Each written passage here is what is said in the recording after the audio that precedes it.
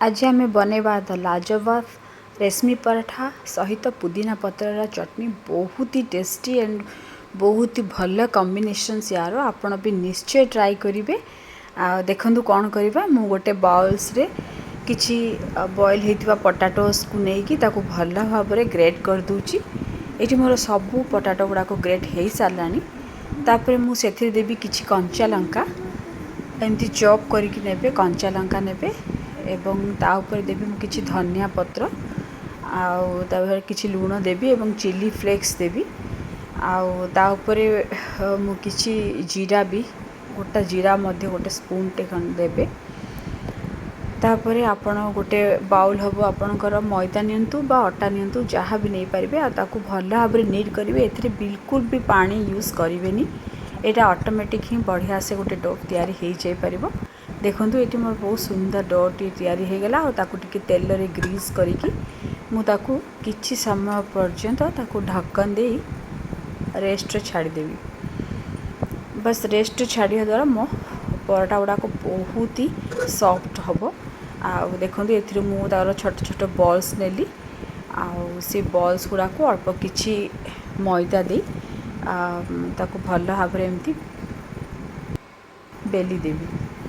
एमती गोटे बेली सारी एमती मु सबू गुड़ाक पराठार बॉल्स रे मु बेली देबी। देखंतु एटा हला एटा एकदम पतला सॉफ्ट आउ सिल्की टाइप रो ही पराठा होता है। एमती मु देखंतु आउ गोटे भी मु आपन को बेली की देखे दूची।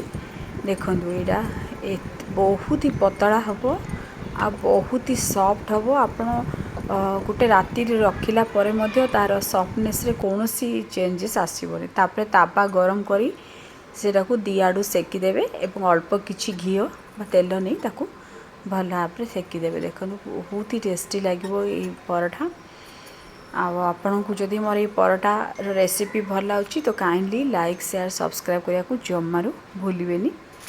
एमती मु गोटे गोटे करी मोर सबू गुड़ा पराठा को रेडी कर देइची। देखंतु यार कॉम्बिनेशंस रे आमे नबा किछि पुदीना पत्र चटनी करिबा जोरा कि बहुत ही हेल्दी माने हेल्थ पे बहुत बेनिफिट करे चले। एठी तो मोर पराठा पूरा रेडी होकी रही जाइछि। तापर नेक्स्ट प्रोसेस जीवा पुदीना पत्र चटनी पे गोटे ग्राइंडिंग जार में किछि पुदीना पत्र आउ किछि रसुण अदा आउ कंचा लंका आपणकर राग हिसाब रे जीरा किछि एवं धनिया पत्र गोटे बंच हब धनिया पत्र मुझे देइछि। ता ऊपर मु देबी से किछि अल्प माने हमर लूण किछि देबी आउ ता सहित मु किछि देबी ब्लैक सॉल्ट जोरा कि पूरा एकदम टेस्टी लगी था। एवं आप किछि लेंबू रस भी दे पारिबे। आपनकर खट्टा अंश कि दरकार जदि आप किछि लेंबू रस भी दे पारिबे।